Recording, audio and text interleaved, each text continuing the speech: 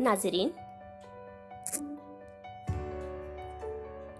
آج کی ہماری اس ویڈیو میں جناب امتیاز علی فہیم صاحب کی ایک نہایت ہی عمدہ اور خوبصورت تحریر اردو ملاحظہ ہو، اس اعتبار سے کس درجہ مالا مال ہے ہمیں نصیب ہے اردو زبان کی خوشبو۔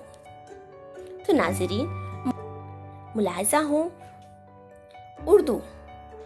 اردو پر اسد اللہ ہمیشہ غالب رہے، اقبال ہمیشہ بلند اقبال رہے، اور فیض کا فیض جاری ہے۔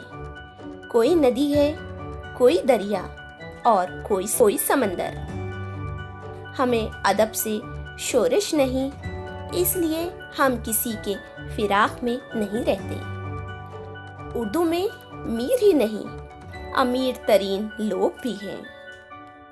اردو پر کسی قسم کا داغ نہیں، ہاں داغ دہل بھی ضرور ہیں۔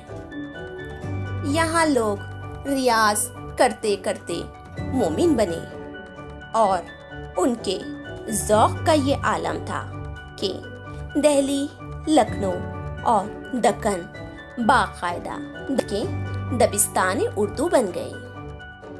یہاں ایک سے ایک ولی بھی ہے، اور ایک سے ایک جو اردو کی محبت میں نہ صرف سرشار رہتے ہیں بلکہ اس پر جانثار بھی رہتے ہیں۔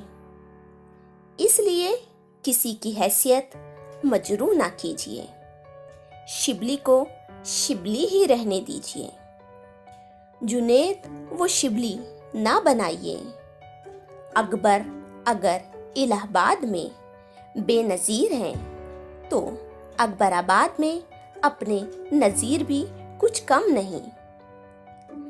تنقید سے کسی کو فرار نہیں، بغیر تنقید کے نہ کوئی فراز بن سکتا ہے اور نہ سرفراز۔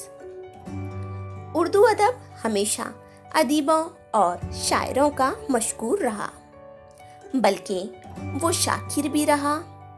اس نے شاکر ہی نہیں، پروین شاکر جیسی خوشبو بھی دی ہے۔ اس نے مسدس حالی بھی دیا، اور اس نے نہ جانے کتنے سید بھی دیے، جو نہ صرف سلیمان ہیں بلکہ ان کے پاس تخت سلیمانی بھی ہے، جس پر ایک دو سید ہی نہیں بلکہ سر سید بھی بیٹھے۔ یہاں نہ صرف رشید ہیں بلکہ مشتاق جیسے یوسفی بھی ہیں، پطرس جیسے طنز و مزاح کے بخاری بھی ہیں۔ یہاں مختلف رنگ ہی نہیں بلکہ نارنگ بھی ہے، شمس الرحمن جیسے فاروقی بھی ہیں۔ یہاں عبد الماجد جیسے صاحب طرز ادیبوں کا ایک دریا آباد ہے۔ یہاں ایک سے ایک آزاد ہیں اور ایک سے ایک اعلیٰ شخصیات ہیں، بلکہ ابوالعلی اور ابوالکلام بھی ہیں۔ خدا اردو کی اس فضا کو مزید وسیع کر دے تاکہ اس کا فیض مسلسل جاری رہے اور ہمیشہ بلند اقبال غالب رہے، اور یہ ہمیشہ بلند اقبال اور غالب رہیں، آمین۔ ناظرین، یہ تھی اردو پر اردو زبان کی تمام شعراء کے ناموں کی مناسبت سے اردو کی ایک خصوصیات پر نہایت ہی خوبصورت، دل نشیں اور دلکش تحریر جس کے خالق امتیاز علی فہیم صاحب ہیں۔